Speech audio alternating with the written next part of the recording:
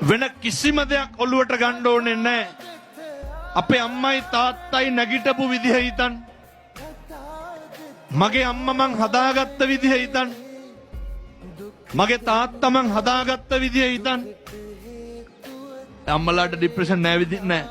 ඒක අරමුණක් තියෙනවා. වැටෙන්න නෙමේ ඒ අරමුණ තියෙන්නේ නැගිටින්න.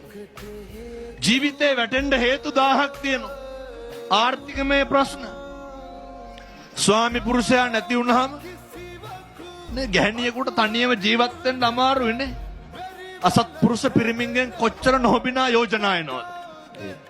මේවත් තරහාගෙන දරුවොත් හදාගෙන කුලී වැඩ කරගෙන රැකී ආරක්ෂා කරගෙන සමිතියට තියෙන පොඩි ණය තුරහක් ගෙවාගෙන ගමේ කඩෙන් බඩට ණයට බඩු අරගෙන පොතට බඩු අරගෙන අපේ ගම්වල එහෙමනේ. ඒ ටිකත් කොහොම හරි ගෙවාගෙන කෝ ડિප්‍රෙෂන්. මොකක්ද ඔය අම්මගේ ඔළුවේ තියෙන එකම දේ මොකක්ද? දරුවෝ ටික ලොකු මහත් කරන එක විතරයි. මතක තියාගන්න.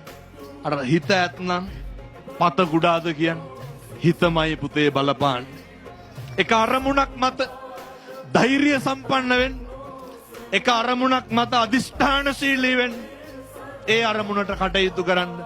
ඒ අරමුණු ජය ගන්න මේ තරුණ මහත්තුරුන්ට මේ පුරපසලක් 15ක් පොය දවසේ තුරුණන්ගේ ආශිර්වාදය ලැබේවා කියලා අපි ප්‍රාර්ථනා කරමු.